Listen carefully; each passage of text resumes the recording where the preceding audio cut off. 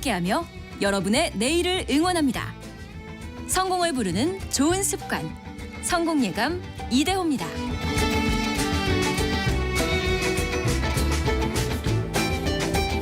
성공예감 이대호입니다. 2부가 시작됐습니다. 10시 5분 흘러가고 있고요. 경제상식 퀴즈 정답 알려드릴 시간인데요. 오늘 너무 쉬웠죠? 예, 석탄이었습니다. 석탄. 우리나라 그 탄광이 국내에 3곳 남아있는데 이제 그것도 하나 둘씩 문을 닫고 있다라는 이야기도 전달을 해드렸고요. 석탄. 2294님이 성공예감은 그냥 좋아요. 고맙습니다. 이렇게 보내주셨구나. 네, 감사합니다. 이유 없는 사랑. 고맙습니다. 그리고 9840님은 어릴 적에 지하실에 연탄이 쌓여 있고 그땐 그랬는데 이제는 고깃집에서나 볼 수 있네요. 라고. 겨울 앞두고 연탄 잔뜩 이제 들여놓을 때 굉장히 뭔가 뿌듯했던. 예. 구현성님은 석탄하면 어릴 적 연탄이 떠오르는데요. 참 따뜻했지만 연탄 가스라는 무서움도 동시에 엄습했습니다. 라고 보내주셨고요. 김태헌님은 날씨가 더울 때는 폐광인 광명동굴에 다녀오곤 합니다. 그죠, 거기 시원합니다. 광명동굴 저도 한 2번 정도 가봤는데 신기하더라고요. 예. 자연적인 그 동굴은 아니고 여기가 이제 폐광이죠. 그리고 가면은 어린 아이들이 같이 또 뭔가 체험할 수 있는 것들도 많이 있어가지고 꽤 괜찮습니다. 많은 또 추억 함께해 주셔서 감사드리고요. 증시 상황 한번 볼까요? 코스피 코스닥 오늘은 이제 그냥 보합 정도에 있는데요. 코스피는 2784로 거의 어제와 같은 수준이고 코스닥은 841.09로 2포인트 정도 오르고 있습니다. 0.3% 정도 오르고 있고요. 원달러 환율은 1387원 정도, 계속해서 1380원대 후반에서 움직이고 있고요. 시가총액 상위 종목들은 오늘 대부분 좀 약보합인데요. 삼성전자와 SK하이닉스가 약간 0.7%, 1.2% 정도 내림세 기록을 하고 있고요. 코스닥 상위 종목들은 많이 또 엇갈립니다. 알테오젠 같은 바이오주들은 오늘 좀 2% 이상 조정을 받고 있고 삼천당제약 같은 종목은 4% 이상 또 급등을 하고 있기도 하고요. 배터리 관련주들은 오늘도 변동은 크게 나타나지 않고 있습니다. 경제상식 퀴즈 정답은 석탄이었습니다만 이거는 석유에서 우리가 뽑아서 가공을 하는 또 이거 없이는 살 수 없는 것들이 있습니다. 바로 플라스틱입니다. 플라스틱. 여러분 주변에 한번 쓱 돌아보십시오. 플라스틱으로 만들어진 것이 아닌 게 없을 정도로. 그런데 또 우리가 이걸 너무 많이 쓰다 보니까 환경오염의 주범이 되기도 하고요. 최근에 한 환경단체가 플라스틱이 석탄 화력발전소보다 온실가스를 더 배출할 것이다. 이렇게 또 지적을 하기도 했습니다. 뿌리 깊은 제조업 시간에 이 플라스틱에 대해서 자세히 한번 이야기 들어보시죠.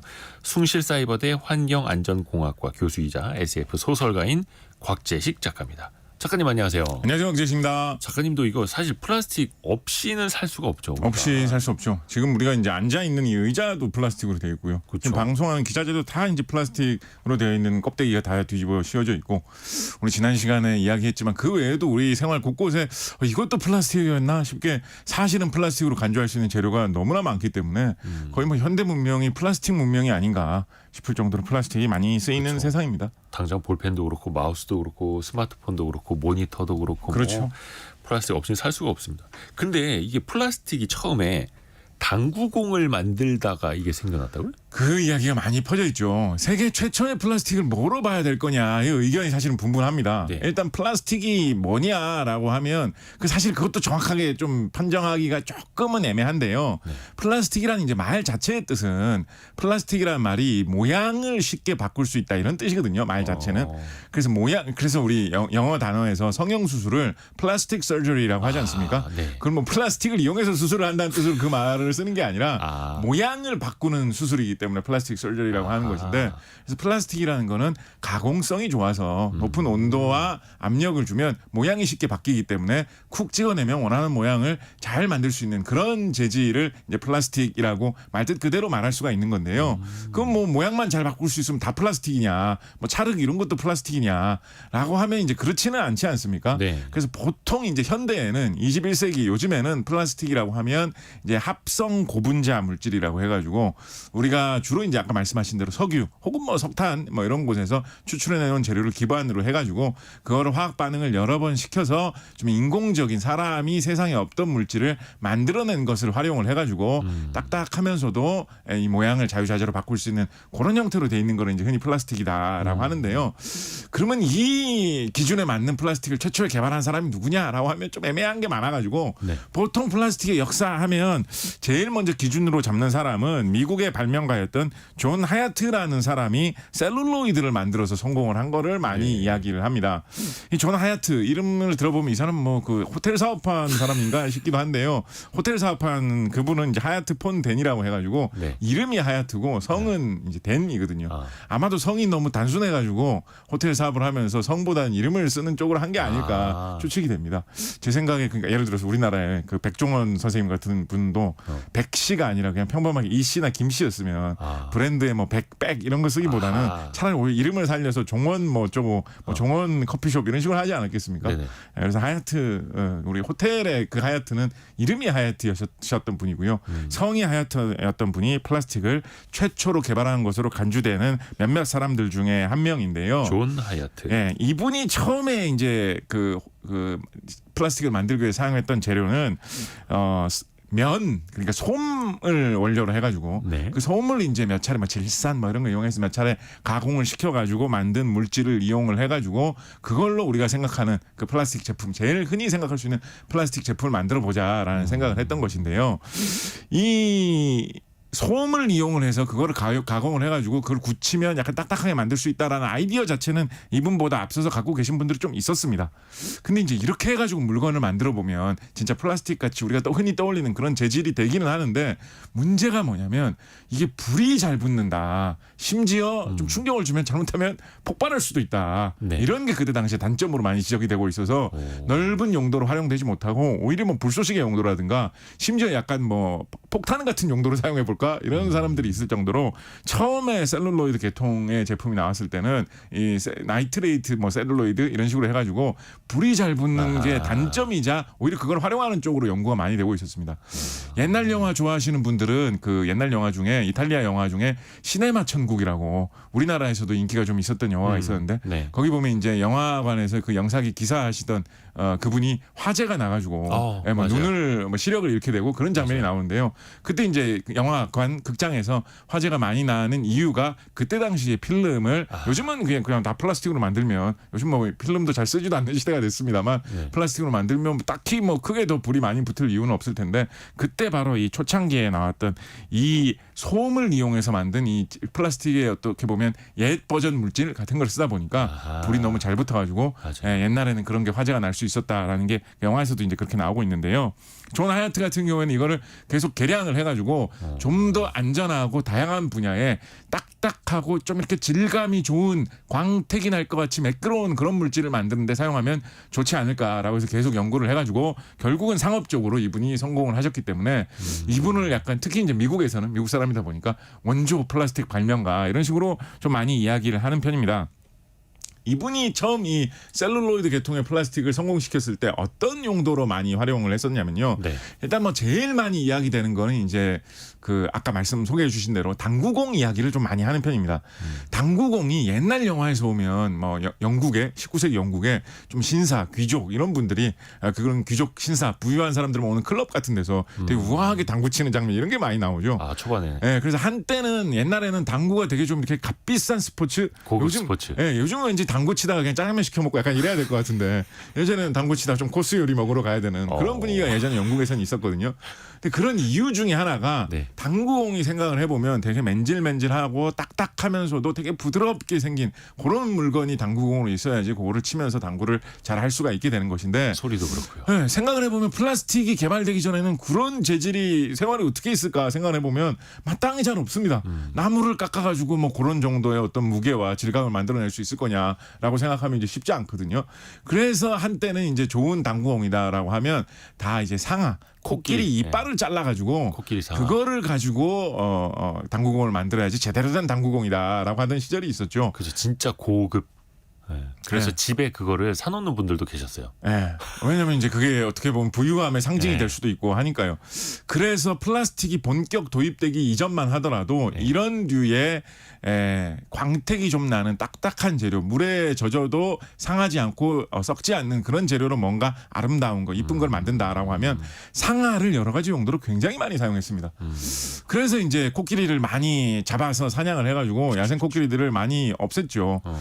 특히 이제 유럽이 아프리카 지역을 식민지로 지배한 다음에는 어떻게 보면 이제 자기 나라가 아니지 않습니까? 네. 그러니까 이제 코끼리를 이제 마구잡이로 사냥을 했거든요. 그래서 뭐 19세기 한 100년 정도 지나는 동안 코끼리가 원래는 수천만 마리 수준의 코끼리가 아프리카 대륙 전체에서 살고 있었는데 그 중에 뭐 1000만 마리 이상이 다 사냥당해가지고 뭐 엄청난 양이 줄어들고 그 후에는 뭐 100만 마리 단위로 코끼리를 헤아려야 될 정도로 80% 90% 정도의 코끼리가 사냥을 당해가지고 다 전멸했다라고 할 정도로 코끼리 잡으면 이빨만 자르고 그냥 다 이제 버리는 뭐 이런 식으로 막 산더미처럼 코끼리 시체를 쌓아서 없애는 방식으로 어마어마한 양 이제 상아를 소비를 한 것이거든요. 네. 근데 이제 그렇게 하다 보니까 그만큼 상아 수요는 늘어났는데 코끼리가 그런 식으로 갑자기 줄어들게 되니까 가격은 점점 올라가지 않겠습니까?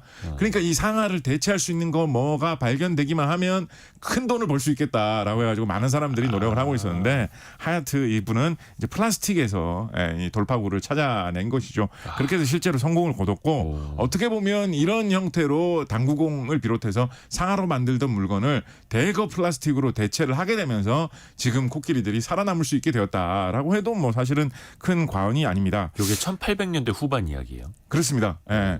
대표적으로 이제 또 그 코끼리 상아로 많이 만들던 물건 중에 이제 어떤 거 있냐면 그 폴 맥카트니가 예전에 부르던 노래 중에 그 에보니 아이보리 뭐 이런 노래 있지 않습니까? 에보니 아이보리 뭐 이런 노래 모르십니까? 예, 모릅니다. 뭐 그런 게 있는데요. 네. 피아노 건반 중에 흰 건반과 검은 건반이 있다. 그래서 그다음에 그렇듯이 여러 인종들도 서로 이제 뭐 어울려 살아야 된다. 뭐 이런 메시지를 담은 노래인데요.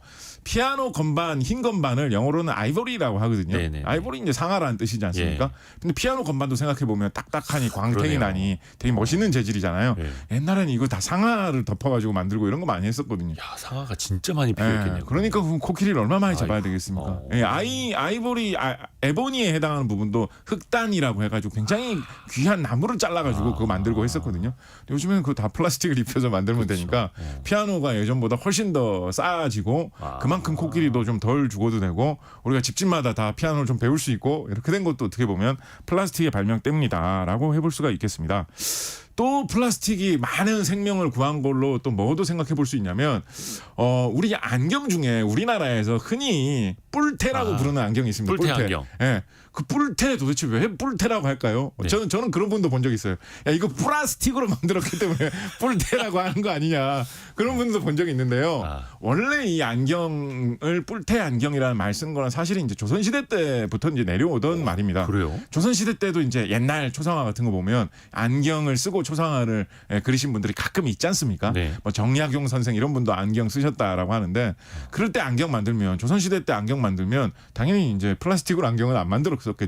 근데 이제 좀 좋은 안경을 만들려고 한다라고 하면 사용하던 고급 재료로 많이 쓰던 게 물소 뿔 같은 거 이런 걸 가져와가지고 가공을 잘 해가지고 만들면 약간 플라스틱 같은 질감이 나기 때문에 그런 거 많이 사용했고요. 요즘에도 고급 안경으로 좀 약간 그 연세 있으신 분들이 되게 선호하는 고급 재료로 이 데모라고 해가지고 바다 거북 그 등껍데기 네. 그거를 잘라 와가지고 그거를 가공을 해가지고 이런 뭐 장신구라든가 아니면 이런 안경테 같은 거 만드는 경우가 있습니다. 그래서 데모로 만든 안경테다라고 하면 뭐 이건 뭐 아버지가 아들한테 뭐 물려줄 정도다라는 식으로 굉장히 귀하게 취급받는데요. 이런 것도 고급 재료로 많이 이야기가 돼가지고 한때는 정말 비싸게 거래되고 그런 만큼 바다 거북들이 엄청나게 많이 잡혔었거든요. 우리나라 조선왕조실록의 1531년 음력 6월 11일 기록을 보면 조선 왕실에 용의 비늘이 보관되어 있다라는 그런 소문이 돌고 있어가지고 용의 비늘이요? 네, 그때 당시에 중종 임금이 야 그게 말이 되냐? 아무리 왕실 보물창고에 없는 게 없다지만 용 비늘이 있겠느냐라고 해가지고 진짜로 한번 객관적으로 전문가들 동원해서 조사를 해봐라. 네. 라고 해서 이제 조사를 해봤더니 용 비늘은 아니었고 데모 바다 거북 등껍데기 중에 굉장히 고급품이 남아 있어서 너무 사람들이 신비해 보여가지고 그 용 비늘이라고 불렀던 게 와전된 것 같습니다라고 이야기했던 내용이 실록에도 적혀 있는데요. 그래서 한때는 그 용 비늘로 착각할 정도로 그렇게나 아름답고 귀하게 생각을 해가지고 옛날에 주로 머리핀이라든가 이 머리 이렇게 찝을 때 쓰는 집게 같은 거 있지 않습니까? 네네네. 그런 거 약간 요즘에는 플라스틱인데 약간 광택이 나는 좀 영롱한 재질 같은 걸로 묘하게 만들잖아요. 약간 좀 갈색빛 나는 그런 이상한 그런 빛깔로 왜 저런 빛깔로 만들까 좀 이상한 느낌 받아보신 적 없으십니까? 옛날에는 그런 고급 머리핀이나 고급 머리 집게 같은 거를 그런 바다 거북 껍데기 같은 거 가공을 해가지고 그게 만들던 갈색이었어요? 게 굉장히 그게 좀 사치품으로 좀 유명했었거든요. 그럼 용의 비늘을 막 머리에 달고 다니는 것처럼 막 자랑했었겠죠 옛날에는. 근데 지금은 플라스틱이 나오면서 그런 것들을 다 서민들도 사용할 수 있는 시대가 되었고 바다 거북도 좀 덜 잡혀도 되는 시대가 되었다라는 것이죠. 플라스틱이 이렇게 발전하면서 가격도 낮아지고 동물 보호 효과도 나타났고 김현우님이 원고에 마법의 문구가 있으신지 이야기가 끊김이 없으시네요. 제가 지금 원래 하려고 했던 이야기 한 3분의 1밖에 못했어요. 신기한 게 이제 25분 남았거든요. 이거 진짜 금방 갑니다, 여러분. 한번 체감해 보세요. 옆에 어디 발동기를 달아는 건 아닌데 우선은 플라스틱 이야기로 조금 더 깊이 들어가 볼게요. 네네. 이게 참 플라스틱이 가볍고 그렇습니다. 튼튼하고 녹이 슬지도 않고 값도 싸고요. 네네. 이게 원리는 어떻게 되는 거예요? 플라스틱이 아까 합성 고분자라고 말씀드렸잖아요. 네. 고분자라는 게 이제 물질을 구성하고 있는 그 기본 입자인 분자의 무게가 무겁다, 분자의 굵기가 굵다, 뭐 이런 뜻이거든요. 예. 근데 이제 그걸 뭐 화학적으로 파헤쳐 보면 그것도 재밌기도 한데 그냥 쉽게 이야기하시면 이해하시려면 고분자라는 말 뜻은 고체다, 만질 수 있는 딱딱한 물질, 형태가 있는 물질이 고분자다 이렇게 보시면 되겠습니다. 근데 인위적으로 사람이 만든 물질로 뭔가를 딱딱하게 만든 것, 그게 이제 플라스틱이다라고 보시면 되는데요. 의외로 뭔가를 딱딱하게 만든다는 게 딱딱한 그런 고체 상태로 만든다는 게 금속이나 돌 같은 거를 제외하고 나면 생각보다 쉽지만은 않습니다. 그래서 자연적으로 생긴 물체 중에 그렇게 딱딱한 게 의외로 그렇게 많지는 않아요. 생각을 해보면 네네. 사람의 뭐 몸이라든가 뭐 동물, 식물의 몸이 그렇게 딱딱한 게 생각보다 많지는 않거든요. 다 좀 물렁물렁하고 말랑말랑하고 그런 것들이잖아요. 그죠? 네. 그런데 이제 생물체 중에서 그런 딱딱한 게 있을 수 있는 거를 생각을 해보면 뭐가 플라스틱하고 상당히 비슷한 원리를 갖고 있냐면요.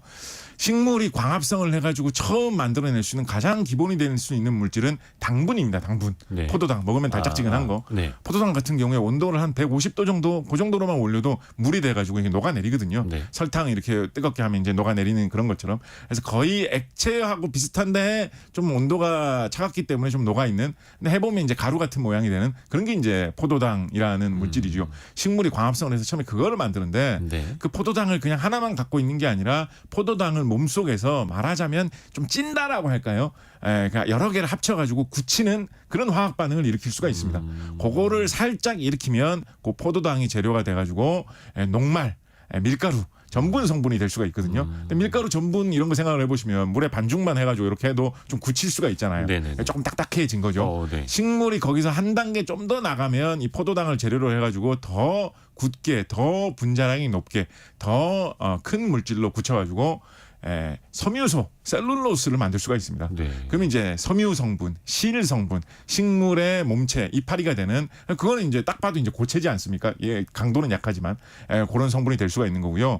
식물에 따라서는 거기서 한 발 더 나가지고 섬유소보다도 더 많이 당분을 모아서 더 입자가 크게 굳혀서 더 딱딱한 거를 쪄내는 그런 화학 반응을 몸에서 일으킬 수가 있는 것들도 있는데 그렇게 해서 만들어지는 성분이 리그닌이라고 하는 성분이고 이 리그닌이 바로 나무의 딱딱한 성분이 됩니다. 그래서 플라스틱을 만드는 원리는 지난번에 우리 석유화학공업 이야기하면서 말씀드렸는데요. 네. 에틸렌이라고 하는 휘발유하고 비슷한 납타라는 석유 성분에서 뽑아낸 물질을 이용을 해가지고 식물이 당분을 모아서 그걸로 섬유소도 만들고 나무 성분도 만들듯이 사람은 석유에서 뽑아낸 에틸렌을 이용을 해가지고 그거를 모아서 딱딱하게 굳히면 실처럼 만들 수도 있고 나무처럼 만들 수도 있거든요. 그게 나무 단계까지 이루어지면 그걸 이제 폴리에틸렌 플라스틱이다 이런 식으로 부르게 되는 거죠. 그래서 플라스틱이 가만 보면 나무하고 여러 가지로 좀 비슷한 게 많습니다. 플라스틱으로 사용하던 거를 나무로 대체한다. 뭐 나무로 하던 거를 우리 지금 앉아 있는 의자를 옛날에 조선시대 고려시대 이럴 때는 다 나무로 의자를 만들었겠죠. 근데 지금 플라스틱으로 의자를 만들었듯이 나무를 플라스틱으로 대체한다라는 것도 가능하듯이 나무하고 어떻게 보면 비슷한 것인데 플라스틱은 두 가지 장점이자 어떻게 보면 이제 이게 단점이기도 한데요. 나무와는 다른 점이 있는 것이 인위적으로 사람이 만들어낸 물질이지 않습니까? 네. 원래 자연 상태에는 없었던 물질이거든요. 그렇기 때문에 절대 다수의 세균이나 곰팡이나 벌레들이 플라스틱은 먹을 줄을 모릅니다. 원래 세상에 이런 게 없었기 때문에. 그래서 플라스틱은 뭐 썩지 않는다라는 게 단점으로도 많이 이야기를 하는데요. 사실은 원래는 그게 장점이었거든요. 그렇기 때문에 플라스틱은 오랫동안 사용해도 뭐 변질되지 않는다. 물 속에 집어넣어도 뭐 곰팡이 끼거나 뭐 물에 뭐 썩는다거나 이런 일이 거의 안 발생한다. 사실 그게 플라스틱이 오래가고 튼튼할 수 있는 장점으로 이제 원래 부각이 되었었던 거고요. 또 하나는 이 나무하고 다른 과정을 통해서 만들어진 것이기 때문에 우리가 원하는 대로 그 정도를 조정하고 다른 약품을 중간에 끼워 넣어가지고 성질을 필요한 대로 자유자재로 바꿀 수가 있습니다.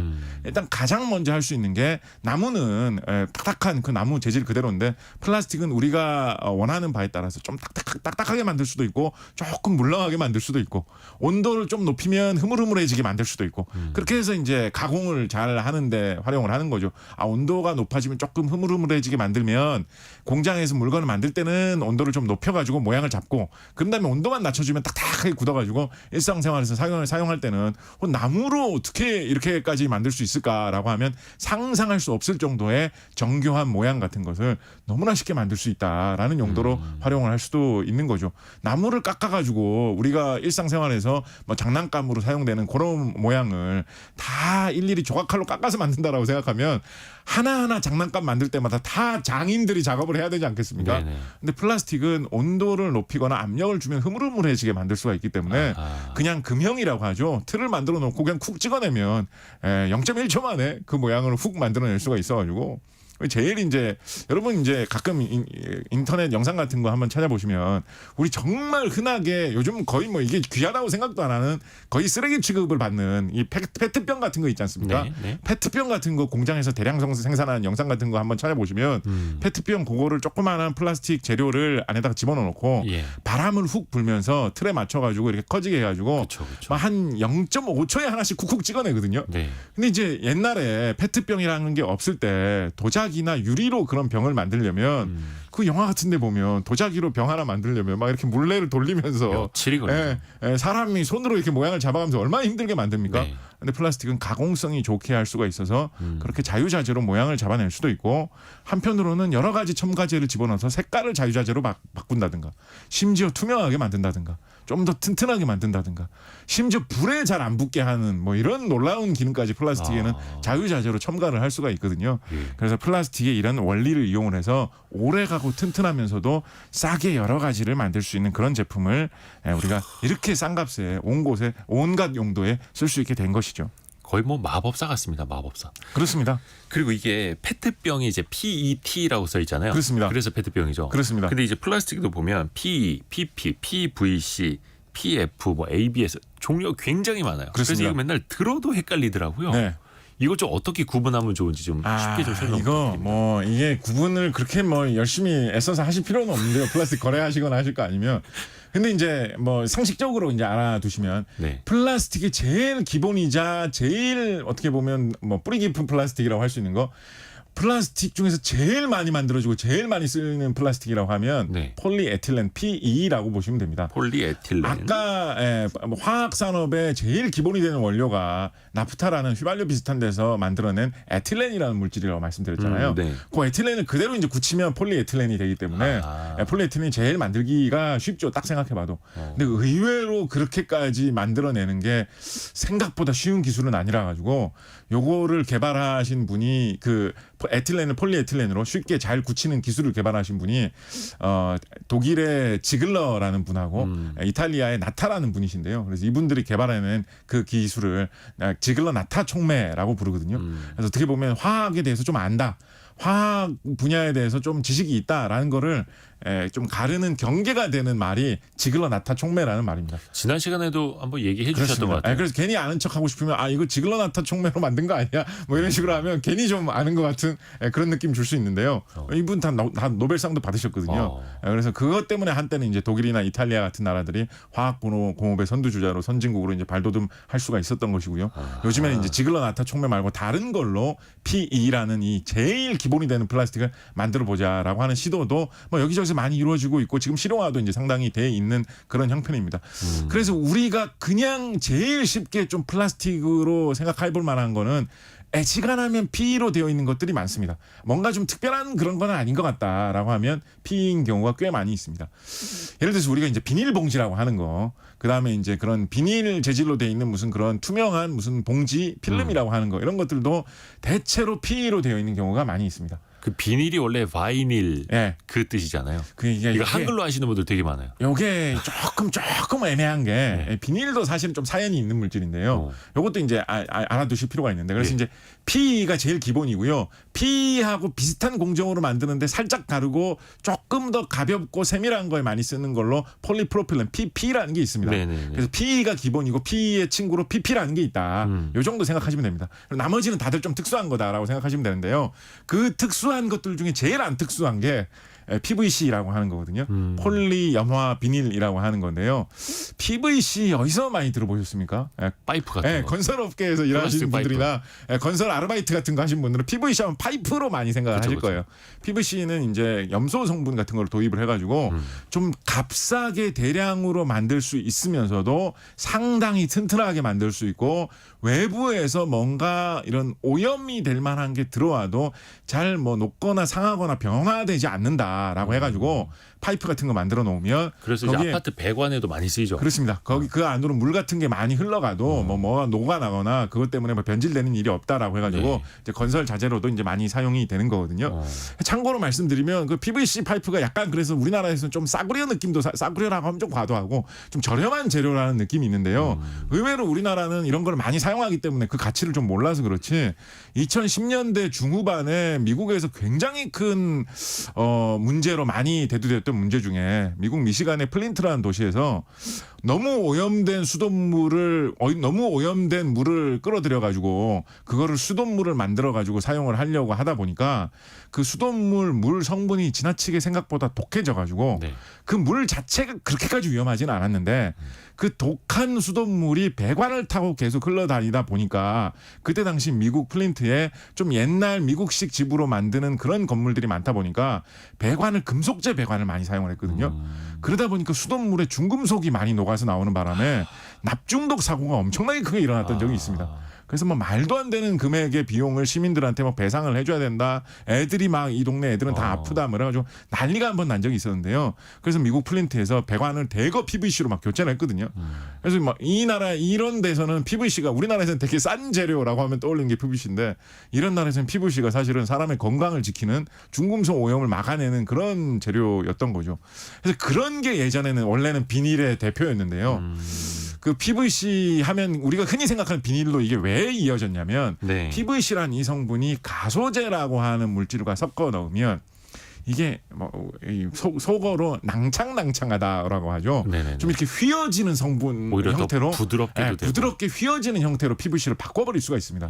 그래서 그걸 어디에 사용하기 시작했느냐? 한국인들이 정말 예전에 많이 사용한, 뭐 요즘도 많이 사용하고 있는 장판 만드는데 정말 많이 사용했습니다. 장판, 비닐 장판. 그래서 장판하면 비닐 장판, PVC 장판이 이제 대표로 좀 자리 잡게 된 거거든요. 그래서 그 후로 뭔가 플라스틱 성분인데 좀 이렇게 휘어진다라고 하면 우리나라에서는 그냥 습관적으로 다 비닐이다.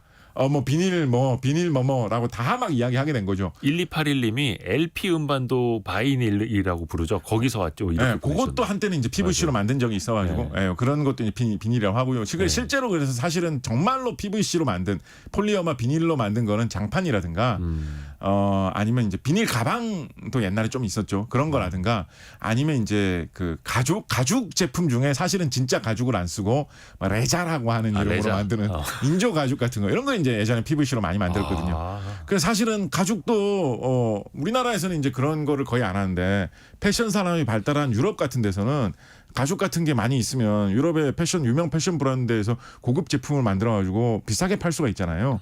유럽에서는 모피 산업이 꽤 많이 발달해 있거든요. 네. 유럽의 나라에서는 여우 같은 동물을 실제로 이제 철창 같은 데 가둬놓고 대량으로 사용을 합니다. 네. 그래서 유럽의 이제 동물 보호 운동 이런 거 하시는 분들이 보시면 이게 되게 좀 슬퍼하시거든요. 왜냐면 강아지하고 되게 비슷하게 생겼는데 네. 철창에 가둬놓고 기른 다음에 새끼 낳게 하고 바로 이제 가죽만 쓰는 용도로 잡아가지고 이제 도산해 버리니까 한 나라에서 2014년 같은 경우에 유럽의 한 나라에서만 그런 식으로 여우를 뭐 140만 마리 뭐 이런 식으로 도산을 해가지고 왜냐하면 가죽 제품의 그 수요가 유럽에는 패션 산업이 발달했으니까 있거든요. 예. 그래서 그런 게 계속 나오고 있었는데 우리나라에서는 뭐 패션 산업이 발달을 좀 안 해서 그런지 아니면 사람들이 뭐 레자를 워낙 좋아해서 그런지 우리나라 같은 나라에서는 굳이 여우 같은 동물을 이렇게 길러가지고 할 필요 없이 네. 인조 가죽을 이용을 해가지고 다 인조 모피 제품 만들어가지고 사용하는 게 한국은 훨씬 발달해 있기 때문에 어떻게 보면 여우나 밍크 같은 이런 동물을 이렇게 보호해 주는데도 PVC 같은 플라스틱 제품들이 큰 역할을 하고 있는 것인데요. 그게 PVC인지는 몰랐네요. 네, 그게 좀 와전돼가지고 요즘 우리가 흔히 비닐봉지라고 하는 거는 사실은 PVC로 만든 봉지가 아니라 아까 말씀드렸던 플라스틱의 기본인 폴리에틸렌으로 만드는 게 많거든요. 그래서 그거는 사실은 비닐봉지가 아니라 PE 봉지, 폴리에틸렌 봉지라고 해야지 조금 더 정확한 내용인데 화학적으로 따져보면 또 폴리에틸렌도 비닐이라는 성분하고 아예 완전히 무관한 건 아니기 때문에 또 너무 틀린 말은 아니라 가지고 그쵸. 굳이 그거를 애써서 뭐 바로 잡으려고 하는 운동 같은 게 일어나고 있지는 않다라고 보시면 되겠습니다. 야, 박미영님이 코끼리와 여우에게 오늘은 참 미안해지네요라는 이야기. 근데 또 우리가 플라스틱을 쓰면서 동물 보호하는 효과도 나타났는데 문제는 또 이게 부작용이 있지 않습니까? 그렇습니다. 플라스틱이 이제 제일 큰 부작용이라고 하면 저는 사실은 플라스틱의 가장 큰 문제라고 하면 이게 너무나 가공하기가 좋아가지고 네. 값싸게 대량 생산돼서 많이 나오니까 귀한 줄 모르고 우리가 너무 낭비한다라는 게 제일 큰 문제라고 저는 생각을 합니다. 뭐가 어떤 뭐 집에 무슨 뭐 어떤 멋있게 생긴 물건이 있는데 누가 그 물건을 보고 야 이거 멋있다라고 하는데 그 물건 주인이 야 그거 플라스틱으로 된 거야라고 하면 별도의 설명이 없으면 야 그거 그냥 싼 제품이야라는 뜻으로 그냥 한국에서는 자리 잡아 있죠. 그렇죠. 그걸 레자야. 네, 플라스틱 하면 뭔가 싸고 저렴한 제품, 네, 그렇게 네. 귀하지 않은 제품이라는 게 가격이 싸다 보니까 그 인식이 들어와 있는 거거든요. 근데 사실은 플라스틱 제품의 어떤 질이라든가 내구성을 생각을 해보면 사실은 우리가 여러 가지로 귀하게 여기고 오래 쓸 수 있는 제품들입니다. 저는 이제 어디 무슨 플라스틱에 대해서 이야기하는 무슨 강의를 하게 된다라고 하면 꼭 이야기를 하는 게 고려 시대에 만든 고려청자라고 하면 얼마나 요즘 다들 귀하게 생각하는 보물입니까, 그죠? 근데 막상 고려 시대 사람들은 고려청자로 물병 같은 거 만들면 우리 현대에 우리가 쓰레기로 생각하는 페트병하고 다 바꾸자라고 했을 거예요. 페트병이 고려시대 사람들이 보기에는 고려청자보다 한 100배 좋은 물건으로 보였을 겁니다. 훨씬 더 가볍고 그쵸. 던져도 깨지지도 않고 심지어 투명해가지고 내부가 들여다 보이기까지 하잖아요. 그리고 가공을 정밀하게 해놨기 때문에 거기 뚜껑도 꼭 맞게 잠글 수도 있죠. 신기해요. 고려청자 같은 경우는 그렇게 가공하기 너무 어렵기 때문에 병막에 그런 식으로 닫을 수가 없어요. 정말로 고려시대 여러분 시간여행 가신다 그러면 그 재활용 쓰레기 있는 데서 페트병 많이 들고 가셔야 됩니다. 고려청자로 다 바꿔가지고 오셔야 돼요. 이렇게 귀한 건데 요즘 그냥 다 쓰레기처럼 그냥 한 번 쓰고 다 버리잖아요. 많으니까. 워낙에 값싸게 만들 수가 있으니까 그러다 보니까 이게 자원이 너무 낭비가 되고 생산하는데 플라스틱도 다 기계 돌려서 생산해야 되는 거기 때문에 이산화탄소 배출이 일어날 거거든요. 이산화탄소 배출도 될 뿐이거니와 귀한 줄 모르니까 사람들이 이거 막 버립니다. 그러니까 자연 환경에 아무데나 던져져 가지고 쓰레기로 남으면 아까 말씀드렸듯이 원래는 자연 환경에서 쉽게 변질되지 않는다는 게 강점이었는데 이렇게 아무데나 그냥 버려놓으면 그대로 썩지도 않고 변하지도 않고 그대로 남아 있으면서 잘못해가지고 무슨 야생동물들 그 집어먹다가 탈이나 나는 형태로 자연 상태에서 계속 돌아다니고 그러다가 자연 상태에서 조금씩 다르면서 미세 플라스틱 같은 게 나와가지고 세상에 돌아다니게 되면 그것도 문제가 되는 그런 게 되기 때문에 플라스틱의 제일 큰 문제는 뭐 딴 거 여러 가지 생각해 볼 수 있지만 이 플라스틱이 우리가 좀 귀한 줄을 알아야 돼요. 플라스틱이 나와가지고 우리가 얼마나 생활이 편안해졌고 과거에는 사람들이 다 사치품이라고 생각하던 것들 머리핀 당구공 포함해가지고 온갖 물건들을 얼마나 많은 사람들이 사용하게 되어가지고 우리 지난번에 섬유산업 할 때도 얘기했듯이 사실은 옷을 이루는 것도 합성 섬유로 되어 있다라고 하면 다 일종의 플라스틱이라고 할 수 있거든요. 옛날에는 비단 옷 입는 사람들만 멋있는 옷 따뜻하게 입을 수 있었는데 플라스틱 기술이 발달되면서 다 옷도 헐벗지 않게 이렇게 입게 된 건데 그 귀한 줄 알고 플라스틱이라고 해가지고 함부로 너무 낭비하지 말고 아무데나 버리지 말고 꼭 재활용하기 위해서 노력을 하고 정하고 지정되어 있는 폐기 방법대로 쓰레기통에 잘 버리는 그런 방법을 택하는 게 플라스틱으로 인한 부작용을 줄일 수 있는 가장 좋은 방법이라고 생각합니다. 요것도 궁금해요. 그러면 플라스틱은 친환경적이냐, 인체에 다 무해하냐. 뭐 예를 들어서 전자레인지에 돌려도 되는 플라스틱이 있고 안 되는 플라스틱이 있고 어떤 거는 뜨거운 온도를 견딜 수도 있고 어떤 거는 뜨거운 음식을 담으면 안 되는 플라스틱이 있고 이게 똑같이 석유나 뭐 에틸렌에서 나오는 거기는 한데 이게 어떻게 달라지는 거예요? 아까 플라스틱 같은 경우에는 이제 가공성을 좋게 하기 위해서 보통 온도를 올리면 좀 녹는 그런 재질로 일부러 만들어 놓는다라고 하지 않았습니까? 그래서 그 정도를 열이 조금만 받아도 온도가 조금만 올라가도 녹는 재질로 만들어 놨다라고 한다면 근데 그거를 못 모르고 그런 뭐 뜨거운 물건을 담는데 전자레인지 돌리는데 그런 재질의 플라스틱을 사용을 했다라고 하면 플라스틱이 좀 녹아 나올 수가 있겠죠, 그죠? 그럼 당연히 이제 그 몸에 좋을 일이었기 때문에 원래 뜨거운 거를 담는 용도로 개발되어 있지 않은 제품, 전자레인지 용도로 개발되어 있지 않은 제품 같은 경우에는 함부로 특히 장시간 그렇게 사용을 하면 녹은 플라스틱이 나오기 때문에 이제 안 좋다라는 거는 상식적으로 생각해 볼 수 있는 거고요. 그거 말고 또 과거에 이제 플라스틱 관련해 가지고 많이 이야기가 되던 걸로 어떤 문제가 있었냐면 아까 잠깐 말씀드렸는데 특히 이제 PVC 같은 뭐 이런 소재 딴 플라스틱에도 적용할 수 있는 것인데 가소제라는 걸 집어넣으면 딱딱한 플라스틱이 좀 이렇게 말랑해지는 이런 형태로 바뀌게 되거든요. 그래서 애들 장난감 같은 용도로도 뭐 고무로 되어 있는 거다라고 생각을 하는데 사실은 고무라기보다는 플라스틱을 말랑하게 해놓은 그런 걸로 만들어 놓는 경우도 있고요. 그리고 아까 말씀드렸던 인조 가죽이나 뭐 PVC인데 좀 뭐 장판이다 뭐 이런 재질 중에서도 과거에 그런 가소제 같은 거를 넣어서 사용하는 경우들이 있었습니다. 근데 지금은 그게 이제 뭐 소위 말해서 이제 그래서 업체에서는 친환경 가소제 이런 말도 사용을 하는데요. 지금은 그게 이제 큰 해가 없는 제품으로 대거 교체가 되고 있는데 과거에는 그 가소제로 사용하던 물질 중에 많이 사용하다 보면 바깥으로 조금씩 흘러나오는 것들이 있었어요. 근데 흘러나와 가지고 뭔가 문제를 일으키는 물질들이 사용되던 점이 있었습니다. 플라스틱으로 되어 있던 그런 좀 말랑말랑한 인조 가죽 재질이나 이런 거를 아주 장시간 험한 데서 사용하시던 분들은 원래는 좀 말랑말랑했는데 한 5년, 10년 사용하다 보니까 좀 딱딱하고 부스러지는 재질로 바뀌게 된 것 같은데 이거 왜 이렇게 됐지? 이런 건 느껴보신 분들 있으실 거예요. 그게 안에 있던 가소제라는 그 말랑말랑해주는 성분이 좀 빠져나와서 그렇거든요. 근데 과거에 사용하던 가소제, 예를 들면 뭐 DHP라든가 이런 가소제 같은 경우에는 그렇게 밖으로 흘러나왔을 때 그거를 사람이 들여 마시게 되면 사람이 그걸 먹게 되면 몸에서 마치 사람의 호르몬 같은 역할을 하게 될 수가 있다라는 게 이제 많이 지적이 됐던 적이 있습니다. 그래서 그때 당시 이제 사용했던 말이 환경에서 들어오는 호르몬이다라고 해서 이제 환경 호르몬 이런 말 많이 썼고요. 환경 호르몬 말 좀 헷갈린다라고 해가지고 요즘에는 뭐 내분비계 교란 물질 이런 말을 오히려 더 많이 사용합니다. 더 헷갈리는데요. 근데 이제 몸 속에서 분비되는 호르몬의 작용을 얘가 이제 교란하게 한다라는 그런 뜻이죠. 그래서 뭐 그런 게 너무 많이 들어오면 호르몬이 안 나와야 되는데도 막 나오는 것처럼 몸이 막 이상하게 되어가지고 뭐 예를 들어서 뭐 사람이 뭐 성적으로 발달하는 게 뭐 좀 이상해진다거나 이런 부작용이 생길 수 있다라고 해가지고 한때 좀 문제가 많이 됐었고요. 그래서 대거 많은 분야에서 크게 금지가 많이 돼가지고 지금은 애지간한 용도에서 사용되는 경우에서는 이런 물질들이 좀 많이 금지가 돼 있고요.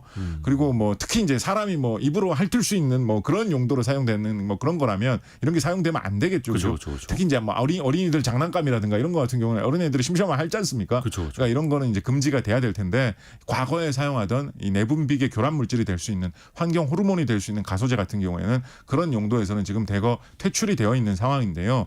혹시나 뭐 불량 제품이 나와 있다라든가 아니면 뭐 그런 규제가 없는 나라에서 생산된 제품이 어찌저찌 해가지고 우리나라로 넘어와서 유통이 된다든가 하는 경우에는 이제 그런 게 문제가 될 수가 있어서 그런 거는 뭐 환경적으로 좀 안 좋을 수 있다라는 거는 뭐 상식적으로 알아두셔도 될 것 같습니다. 그게 이제 가소제의 문제일 수 있는 거네요. 그러니까 생각해 보니까 아기들 그 젖병도 플라스틱으로 만드는 거잖아요. 그렇습니다. 근데 그 플라스틱 자체가 문제가 아니라 그걸 가공하는 과정에서의 어떻게 또 쓰이느냐에 따라서 이제 젖병 같은 경우는 이제 소독을 한다라고 해가지고 이제 뜨거운 물을 많이 넣잖아요. 그러니까 이제 플라스틱 젖병 같은 경우는 이제 더 좀 이 재질을 많이 따지는 그런 경향이 좀 있죠. 그렇죠. 이것도 되게 중요합니다. 요거 하나 더 여쭤봐야 되겠다. 아까 그 재활용이라든지 이런 이야기도 좀 잠깐 하기는 했습니다만 플라스틱이나 어떤 건 뭐 이렇게 밑에 보면은 삼각형이 그려져 있습니다. 화살표가 시계 방향으로 이렇게 삼각형을 나타내고 있고 그 가운데 숫자가 써 있기도 하고 알파벳이 써 있기도 합니다. 이게 재활용을 뜻하는 걸까요? 그렇습니다. 이게 또 의미가 어떻게 달라지는? 이게 그러니까 그 의미는 사실은 검색해 보셔야 되고요. 이거를 기억을 외워서 하실 수 있다 그러면 이거 네. 플라스틱 업계 관계자거든요. 아까 플라스틱 중에 모든 플라스틱 중에 기본이 PE라고 말씀드렸잖아요. 네. 그런데 그 재활용 마크에서는 PE 재질은 2자로 표시를 합니다. 숫자 2로 표시를 숫자 합니다. 2. PE 중에서도 좀 이렇게 무겁고 딱딱한 HDPE라는 PE를 숫자 2로 표시를 하거든요. 그런데 PE도 이기는 재활용에서만큼은 PE보다 더 재활용이 잘 되는 1번을 차지한 플라스틱 재질이 있거든요. 네. 그게 무엇일까요? 바로 페트입니다. 페트. 페트병 하면 뭔가 재활용이 잘 되는 그쵸, 플라스틱으로 그쵸. 바로 많이들 떠올리시지 않습니까? 네. 그래서 이 재활용에서는 1번이 페트고요. 2번이 PE고 3번이 PVC. 이런 식으로 기억을 하시면 됩니다. 그래서 요거는 그러면 재활용의 어떤 활용도를 나타내는 거예요? 활용도라기보다도 그러니까 그 구분을 하기 위해서 사실은 붙인 거예요. 그냥 쉽게 구분하기 위해서. 왜냐하면 PE, PP, PVC 이렇게 하면 사람들이 그 말 잘 기억 못하고 헷갈릴 수 있잖아요. 그래서 1번 플라스틱, 2번 플라스틱 이런 식으로 이제 나눠 놓은 건데요. 나눠 놓은 이유는 뭐냐면 우리가 흔히 플라스틱 하면 다 같은 플라스틱이라고 생각하기 되게 쉽지만 아까 말씀드렸듯이 잘못하면 불이 나는 플라스틱에서부터 장판, 옷감, 플라스틱으로 할 수 있는 게 너무나 광범위하기 많기 때문에 사실은 재활용을 하려면 같은 재질의 플라스틱끼리 모아서 재활용을 해야지 재활용의 어떤 편의성이 급격히 높아지거든요. 그래서 같은 재질 플라스틱들이 최대한 모으기 위해서 이런 식으로 이제 구분을 해놓은 거고요. 구분을 해놓은 번호를 붙인 기준은 대체로 좀 재활용이 잘 되는 플라스틱이 좀 약간 앞쪽 번호에 있고 뭐 6번 같은 게 이제 폴리스티렌 우리 흔히 스티로폼 만드는 재료라고 하는 거 이런 게 이제 6번으로 배정이 돼 있거든요. 그런 식으로 이제 번호가 나뉘어져 있다고 보시면 되는데요. 네.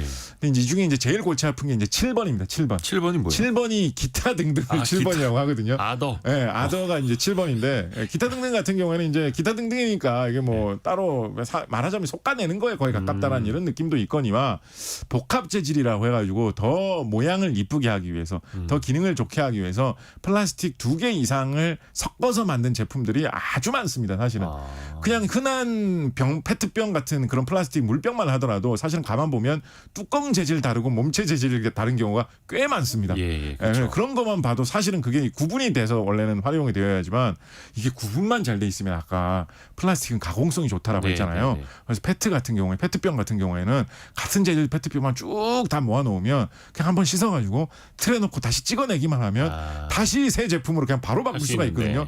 이런 거 생각해보면 사실은 어떻게 보면 나무 재질보다 플라스틱이 훨씬 더 좋은 약간 마법의 재료거든요. 나무 같은 경우에 뭐 아무리 나무 재질이 좀 자연적이고 좋은 느낌이 난다라고 해도 다 쓰고 나면 나무를 어떻게 재활용하겠습니까? 뭐 땔감으로 태우기나 하지. 그냥 끝나는 건데 플라스틱은 이게 재활용으로 구분만 잘 될 수만 있으면 재활용도 계속 반복해서 될 수 있기 때문에 잘만 사용하면 장점이 많은데 구분하는 게 귀찮고 복합 재료를 사용하면 이거 분리하기가 어렵고 하기 때문에 자꾸만 이렇게 플라스틱의 남용에 단점이 좀 부각되는 그런 시대를 우리가 살고 있지 않나 합니다. 저희가 다음 시간에는 이 플라스틱의 가공하고 또 재활용에 대해서도 이야기를 하면 재활용 재밌는 이야기 참 많습니다. 저희가 사실은 준비한 거 절반도 못했고요. 그리고 많은 분들이 플라스틱 관련된 질문도 많이 올려주셨는데 거의 플라스틱 종류보다 더 많은 질문이 들어왔거든요. 이것도 다음 시간에 같이 한번 또 소화를 해보겠습니다. 곽재식 작가와 함께했습니다. 고맙습니다. 감사합니다. 라디오 정보센터 다녀옵니다.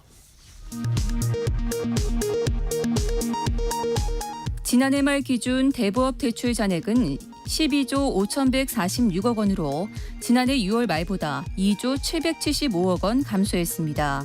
대부 이용자는 72만여 명으로 14.2% 감소했고 1인당 대출액은 1,719만 원, 평균 대출 금리는 14%로 나타났습니다.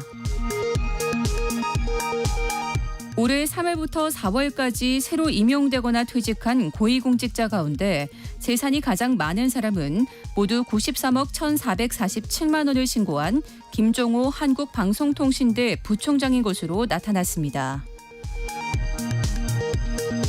네이버 웹툰의 모기업인 웹툰 엔터테인먼트가 뉴욕 증시 상장 첫날 공모가보다 9.5% 높은 23달러에 거래를 마쳤습니다.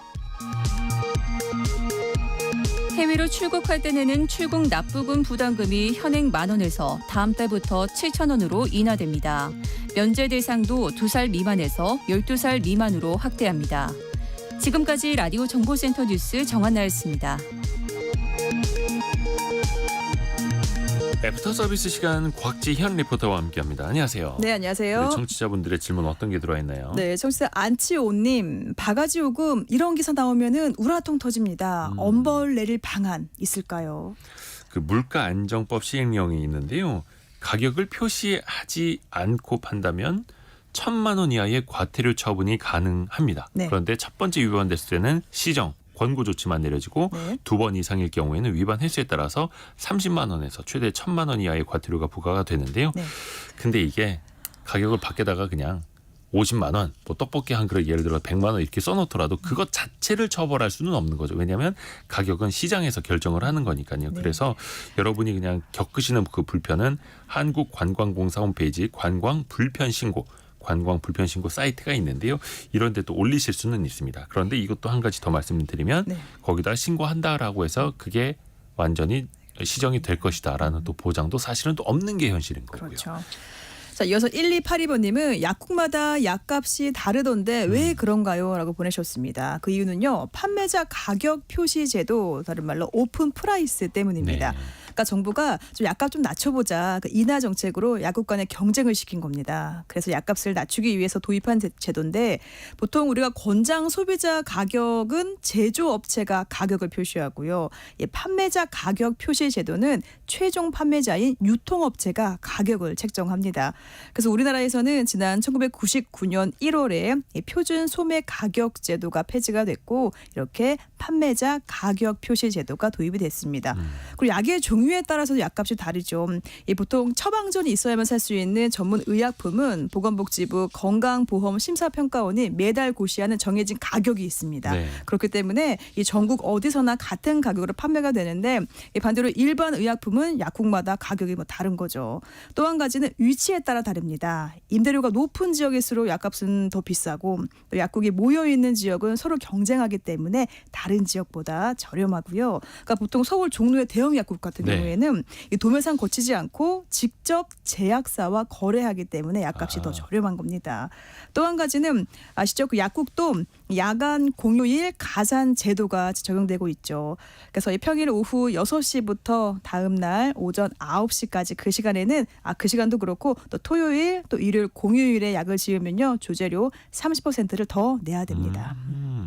그리고 황구하님이 보내주신 질문인데요. 우체국이 예금자 보호 한도가 한도 없이 보호해 준다는데 이게 맞는 말인가요? 네, 맞습니다. 이 시중은행이나 보통 이 제2금융권에서는 예금자 1인당 원금 이자 합해서 최고 5천만 원까지 보호가 되잖아요. 근데 우체국은 국가기관입니다. 그래서 과학기술정보통신부 산하의 우정사본부에서 우체국 예금을 관리하고 있습니다. 그래서 우체국 예금 보험에 관한 법률로 원금 이자 전액을 그 한도 없이 국가가 보호해 주고요. 단 우체국에서는 시중은행에서 하는 대출이나 신탁, 신용카드 업무는 하지 않습니다. 네.